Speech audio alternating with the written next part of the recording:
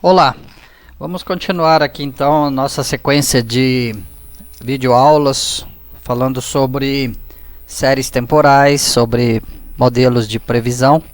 Principalmente aqui estamos trabalhando os modelos univariados e para esta videoaula nós vamos trabalhar com o método Theta. O método Theta ele foi introduzido principalmente, vamos dizer assim, em 2000, com o trabalho do Assimakopoulos e do Nikolopoulos. Esses dois, um professor lá em Atenas, o outro no Reino Unido. E tiveram aí um resultado bastante importante quando da realização da competição M3 de Forecast, a competição internacional promovida pelo Makridakis, onde esse método Theta foi, vamos dizer, o método campeão de previsões para aquela série, para aquela edição, e ele se mostrou bastante interessante para a realização de previsões. Então, nós trabalharemos aqui com algumas referências que são mencionadas aqui nesse slide. Então, colocamos também algum exemplo aplicado que fizemos, aqui está disponível na web. Temos também esse texto do Hindman e do Bila, onde eles fazem algumas críticas ao método Theta. Na verdade, eles argumentam que este método não era exatamente um método novo. Depois temos aí o modelo aperfeiçoado com o trabalho do Pellegrini, o trabalho do Fiorucci, o trabalho do professor Lousada e do Petropoulos, né? Então, onde eles vão aperfeiçoar e sugerir algumas alterações para o método Theta. E podemos citar esse livro aqui, o livro do Nikolopoulos e do Tomakos, um livro bastante interessante. Infelizmente esse livro é totalmente em inglês, tá certo? Mas ele é bastante interessante. Então, o que vem a ser esse método Theta? O método foi desenvolvido, como nós falamos, por esses dois autores aí, o Assimakopoulos e o Nikolopoulos. E ele teve uma crítica aí do Hindman e do Bila, porque, segundo o Hindman e o Bila, esse modelo é equivalente ao modelo de suavização exponencial com deslocamento, com desvio. E nós vamos observar que não é, na verdade, o modelo de suavização exponencial ele é um dos casos que podem ser obtidos dentro desse modelo Theta, do método Theta, né? Que alguns preferem chamar de método, porque segundo eles não seria exatamente algo novo, mas uma forma nova de estimar.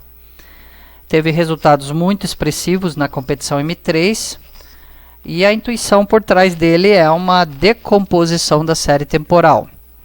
Segundo os autores, segundo o Assimakopoulos e o Nikolopoulos, um método apenas não consegue extrair toda a informação da série. Então, eles trabalham com uma perspectiva de estimação com diferentes alternativas, diferentes métodos, vamos dizer assim, para tentar extrair mais informações da série. Então, a ideia é ter uma decomposição, onde nós temos aí linhas que são combinadas. Então, eles vão chamar de Theta Lines. Então, são linhas Theta combinadas em modelos de extrapolação. Eu peguei aqui uma ilustração da tese do Pellegrini, de uma série sem sazonalidade, onde aqui eu tenho uma série aqui em preto, tá certo? Essa seria a minha série em preto. E o que o método Theta fará, ele vai tentar arbitrar, tentar estimar com diferentes valores para esse parâmetro Theta, que nós vamos mostrar daqui a pouco. Então, por isso que o método vai ter esse nome de método Theta. Diferentes valores de Theta, eu vou ter as linhas com diferentes curvaturas. A partir dessas diferentes curvaturas, eu tenho diferentes cenários de previsão. E aí, o resultado do método será, então, uma composição, uma combinação dos diferentes modelos de extrapolação, onde eu devo ter, então, maior informação a partir da série que está sendo analisada. Então, nesse caso nosso aqui anterior, né, o θ igual a -1 e o θ igual a 3 seriam duas situações, dois coeficientes de decomposição, ou que os autores chamam de duas linhas, duas θ lines. A primeira, com θ -1, ela é obtida por uma regressão linear simples, representa um longo prazo de ajustamento daquela série. A linha de θ igual a 3 representa o curto prazo, uma extrapolação de alisamento exponencial simples. A combinação das duas linhas, então, ela vai ser a previsão do método θ. Mais à frente a gente vai ver que existem já diferentes abordagens onde esses θs assumem valores diferentes, tá, do que -1 e 3, tá certo? A série, então, é testada quanto à sazonalidade. Se ela for considerada sazonal, a série é ajustada sazonalmente, usando uma decomposição multiplicativa clássica, ou seja, fazendo uso do modelo clássico de decomposição, do modelo multiplicativo, antes de aplicar o método θ. Tá certo? E aí, então, depois que você faz a previsão, você reescalona ela, insere a sazonalidade. Então, a intuição do método é que ele vai diversificar e vai combinar diferentes métodos de séries temporais. O método ele vai ter esse nome por causa desse coeficiente θ, que ele seria uma aproximação da curvatura da série. Então, se você tiver uma segunda diferença da série temporal, da série Z, você vai ter uma série em função dessa curvatura θ, tá certo? Então, eu vou ter uma linha, essa linha θ, que é uma linha decomposta, né, onde nós podemos ver, então, que os pontos dessa série, eles vão ser obtidos pela minimização dos erros quadráticos dessa expressão.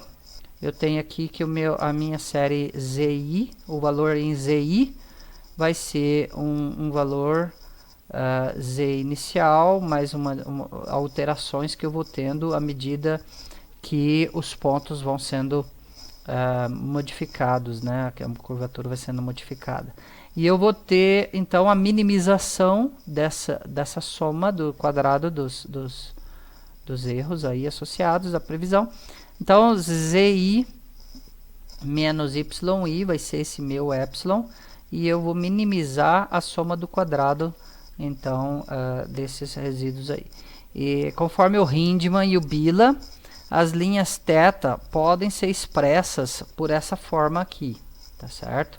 Eles mostram que o trabalho do Assimakopoulos, né, e do Nikolopoulos, eles complicaram um pouco a argumentação do Hindman, né, que eles complicaram um pouco a forma de dedução, mas que ele poderia representar desta forma, que o ZT do θ vai ser dois parâmetros A e B, T menos 1 mais um θ vezes o Y. E esse A e B teriam essas formas aqui do estimador. Ok? Então seriam diferentes linhas. Quando o θ for 0, eu vou ter a redução dessa expressão toda para uma regressão linear da série em relação ao tempo. Quando eu tiver o θ igual a 1, eu vou ter a própria série temporal. E de acordo com os diferentes valores, eu vou tendo diferentes curvaturas. Então, o modelo θ clássico, né, seria algo desse tipo, tá certo?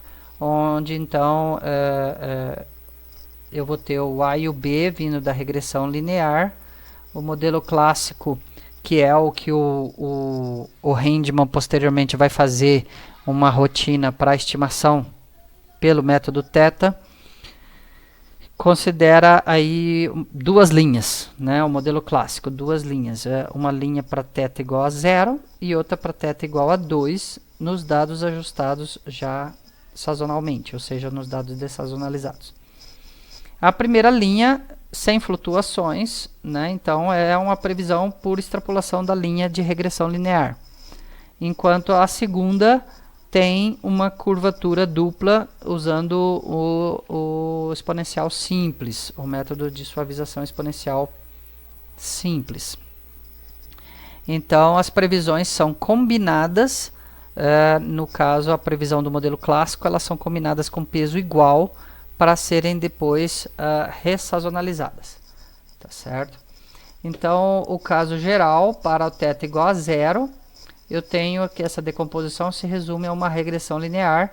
Para θs maiores que 1, eu tenho aumento da curvatura local, e para θ igual a 1 eu tenho a série original. Eu peguei aqui dois gráficos para a gente ter uma ideia, né? Então da dissertação do Pellegrini, então onde a gente pode ver diferentes cenários aqui para o θ03, θ05, θ08, 1.3, 1.5 e 1.8. Então, para uma série que ele chamou aqui de N0019, e fez aqui simulações de como seriam essas séries com diferentes linhas θ. E então, quando as séries não são combinadas, né, com pesos iguais, você vai ter casos gerais de alisamento exponencial com drift, então com desvio. Essa é a argumentação do Hindman e do Bina, então do Bila, que não seria exatamente um novo método.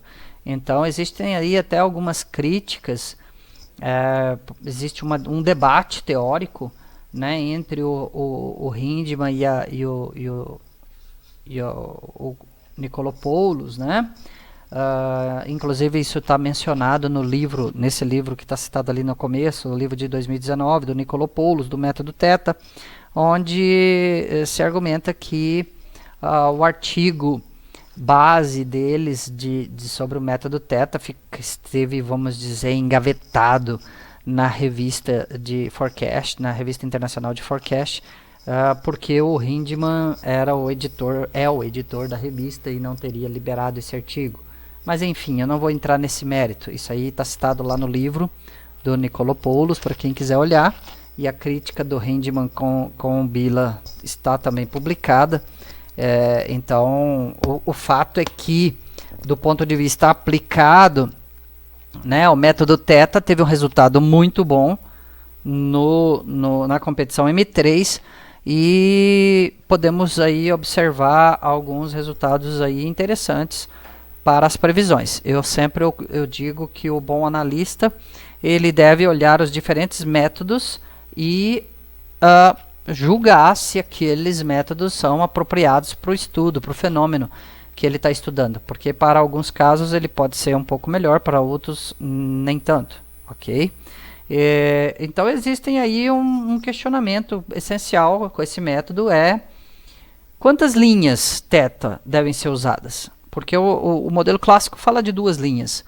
Alguns estudos falaram de -1 e 3, outros usaram 0 e 2. Então, como que seria isso? Quais seriam os valores para θ? Quais os métodos de extrapolação a serem utilizados? Tá certo? Então, a sugestão foi usar intervalos entre -1 e 3 para o θ. Usar intervalos. Mas não quer dizer que tem que ser duas linhas. Podem ser mais que duas linhas. Tá certo? O livro, então, do Nikolopoulos e Tomacos, o livro que saiu agora recente, ele fala que os melhores resultados estão no intervalo de 0 e 2. Tá certo? E ele coloca aqui alguns detalhamentos. Então, quando θ é igual a 1, eu tenho a própria série dessazonalizada. θ igual a 0, eu tenho a série da regressão linear no tempo, ou seja, sem curvaturas. θ igual a 2, eu tenho o dobro da curvatura da série dessazonalizada. Θ igual a 3, eu tenho o triplo. Θ igual a menos 1, eu tenho uma curvatura que espelha a curvatura da série dessazonalizada. A série dessazonalizada é 1, aqui eu vou ter um espelhamento. Com a linha θ igual a 0, atuando como se fosse um eixo simétrico, tá certo? Então, são algumas formas da gente interpretar isso, ok? Lá no texto do Pellegrini, na dissertação, um texto que eu diria bastante interessante, vale a pena vocês olharem lá, essa dissertação de mestrado aqui da UFSCar, está disponível, aberta aí para vocês baixarem, tá certo? Eu não pus o link aqui, mas vocês encontram ela facilmente. Então ele fez uso de várias simulações, né? E a gente pode obter aqui algum tipo de simplificação de notação, né? Então, da forma como estava lá no texto, eu coloquei aqui igualzinho na íntegra, só para a gente não ter dúvidas, né? Então, eu tenho o L como sendo a parte do modelo linear, H o modelo de alisamento de Holt, o modelo de Holt com amortecimento, D, e o modelo de alisamento exponencial simples. Então, numa notação dessa, tipo LHDS, eu teria aqui, então, 0, 0.3 seria o equivalente ao do Holt, 1.7 equivalente ao Holt com amortecimento, e o 2 com o alisamento exponencial simples. Então, nesse caso, eu teria aí 4 linhas θ, em que a primeira linha é uma extrapolação do modelo linear, a segunda é uma extrapolação do alisamento de Holt, a terceira uma extrapolação de Holt com amortecimento, a quarta uma linha de alisamento exponencial simples. Seguindo essa notação, se eu tiver, por exemplo, o modelo básico lá do Asimacopoulos e Nikolopoulos em 2000, ele seria o equivalente a um LS02, tá certo? Os θs eram duas linhas, uma de θ0, uma de θ2. E é isso aqui que o θF faz. Ele faz duas linhas com o θ igual a 0 e com o θ igual a 2. Tá certo? São duas linhas. Esse caso aqui em cima, por exemplo, seriam 4 linhas. Então aí a gente vai ter algumas possibilidades de alterações.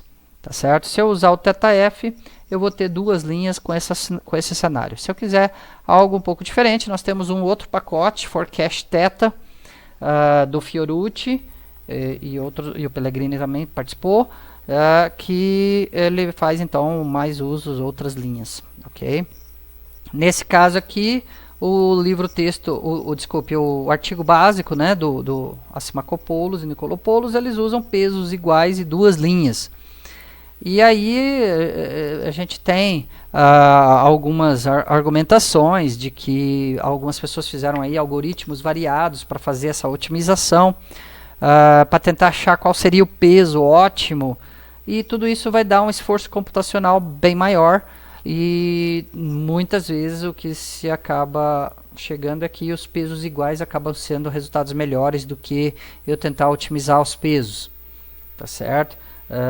Inclusive nos modelos de combinações de séries temporais, que nós vamos trabalhar na sequência desse, a gente observa que nem sempre otimizar os pesos é o melhor resultado. Muitas vezes a simples média com pesos iguais às vezes dá um resultado muito bom da combinação. Então o método θ, ele é um método de decomposição da série temporal com extrapolação das linhas θ e a combinação né, que vem aí das previsões para essas diferentes linhas θ. Então ele vai trabalhar aí a minimização dos erros do modelo com limites aí definidos. No caso o θF trabalha com 0 e 2, e a gente pode obter os intervalos de confiança. Os dois pacotes que nós vamos usar já dão esse intervalo de confiança para 80%, 90%, 95%. Você tem a chance de combinar, de marcar um outro nível de confiança para achar esse intervalo de confiança, tá ok? Então eu consigo ter aqui então as previsões com diferentes horizontes de planejamento e os níveis de confiança diferenciados. Quando não se conhece a distribuição preditiva, tá? Então aí a gente pode usar essa formulação que está citada no Hindman, tá? E o Athanasopoulos, eles fizeram aí uma sugestão, e o que está implantado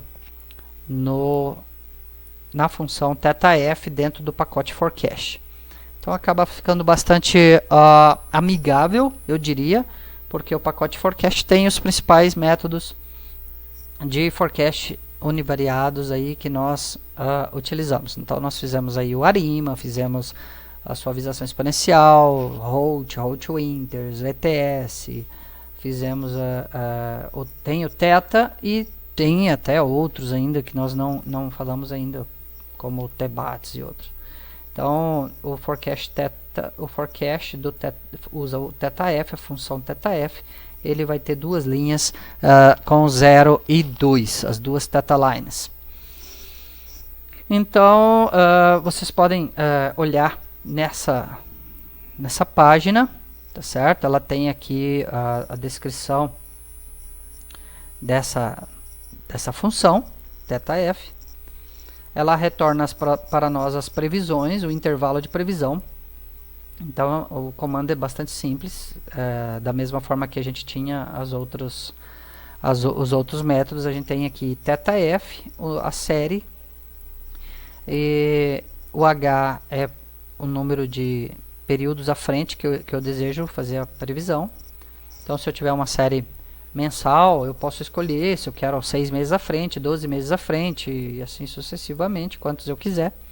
Eu posso especificar aqui o nível de confiança, 80 ou 95, tá certo? E gerar alguns plots. Então esses são os argumentos para a minha função θF, ok? Então a série é testada quanto à sazonalidade, usando o método, o teste para sazonalidade que o Assimakopoulos e o Nikolopoulos colocaram. Se for considerado sazonal, a série é ajustada sazonalmente, usando a decomposição multiplicativa clássica, e depois aí a gente tem as previsões. Os intervalos de previsão, então, eles usam o modelo de espaço-estado que foi gerado a partir dessas previsões. E existem aí pacotes que têm modelos θ, métodos θ mais gerais. Então o Forec θ, o TS2 são algumas alternativas aí que existem. Nós vamos focar em duas ferramentas, o θF do pacote forecast e no Forec θ do Fiorucci e outros. Então o nosso exemplo, ele está já dentro ele está publicado no site nosso, né? Então quem quiser pode obter direto o código direto do site, tá ok? Vou colocar aqui abrir a página do site para vocês. Então a página do site é essa aqui, tá certo? Onde vocês encontram então esse exemplo que nós vamos replicar para vocês. Bom, então se vocês acessarem esse site, tá certo? Aqui vocês têm o exercício, o modelo aqui de estimação com o θ, tá certo? Eu vou fazer usando o pacote forecast, a função θF, e também vou fazer usando o pacote forec θ aqui dentro do modelo, tá? Então se você precisar, aqui tem o script que dá para você baixar, você pode reproduzir. Aqui é o site, tá certo? Onde vocês vão conseguir achar. Também pus no Arpubs também, então vocês têm aí duas fontes. Lá no Arpubs também vocês conseguem baixar o código R do modelo, ok? Então basicamente o que nós temos? Eu tenho a série do varejo de Mato Grosso do Sul, uma série mensal desde janeiro de 2000, e no caso a gente trabalhou com essa série até com os valores que a gente tinha até agosto de 2019, e depois mais ao final eu vou comparar essa estimação. Esse forecast foi feito depois para 12 meses à frente, e a gente vai conseguir comparar, já que nós já estamos com dados até fevereiro de 2020, a gente consegue comparar essas previsões com os dados que estão acontecendo. Então, simplesmente a gente tem aqui o modelo, a minha série Varejo MS, é uma série temporal. Eu estou especificando o H igual a 12, ou seja, estou pedindo para fazer a previsão 12 meses à frente. Estou puxando o pacote forecast, e aqui, quando eu coloco essa especificação aqui, eu já estou automaticamente fazendo a estimação pelo método θ. Então, nesse caso, para a série Y, que é Varejo MS, e para 12 meses à frente. Neste caso, eu estou armazenando o resultado da previsão. Eu estou armazenando o resultado dessa previsão dentro de um objeto chamado T. E depois eu vou, então, já fazer aqui a minha previsão, o meu gráfico. Então, nesse caso, o que o θF está fazendo, ele está usando duas linhas para o θ igual a 0, para o θ igual a 2, está combinando essas duas linhas e está gerando as previsões para a gente. Então, o plot que vai resultar daqui, né? Então, esse resultado aqui de previsão do modelo θ, essa linha aqui em azul, ela me dá esse resultado dessa previsão, tá certo? Se você quiser então olhar um pouco à frente, então nós temos a saída. Nesse caso aqui eu armazenei a saída do modelo dentro de mod, pedi para ele me mostrar o que tem ali. Então ele me traz aqui várias informações, entre elas o meu forecast para os 12 meses, intervalo de confiança para 80%, para 95%, e assim eu consigo ter uma ideia de como foi a minha previsão, tá certo? Vocês podem conseguir mais detalhes olhando aqui o script, tá certo? Onde aqui eu faço um detalhamento maior, eu coloco aqui os dados. Esses dados podem ser obtidos direto do Banco Central a partir do pacote BETS. E eu fiz aqui algumas análises rápidas, né, alguns gráficos rápidos para olhar a estacionariedade da série. Ela não é uma série estacionária, ela é uma série que tem sazonalidade, e depois disso então eu tenho a minha previsão aqui pelo pacote forecast, pela função θF, ok? Então aqueles gráficos que nós obtivemos. O modelo ele vai ter aqui várias saídas, vários resultados associados então ao deslocamento, aos parâmetros da função, tá certo? Ele tem medidas de acurácia, e os forecasts finalmente são apresentados, tá certo? Bastante parecido com o que a gente vê lá dos outros modelos, como o AutoArima, o ETS e outros. O trabalho do Fiorucci, então, Fiorucci, Pellegrini, Lousada e Petropoulos, é um trabalho que teve um resultado muito bom na competição M4, tá certo? Eles ficaram entre os 5 primeiros melhores modelos de forecast. Então, uma vitória para a equipe brasileira aí, que no mundo inteiro conseguiu um resultado muito bom. Uma combinação aí de resultados de pesquisa realizados entre o UNB e o USP, pessoal de São Carlos, e geraram então o pacote Forec Theta, tá certo? Vocês podem também olhar a tese do Fiorucci na USP, vale a pena baixar e olhar isso lá também, tá ok? Então no caso ele está fazendo aqui um modelo para um θ otimizado, tá? Ao invés de ter as linhas 0 e 2, ele vai ter a opção para mais linhas θ.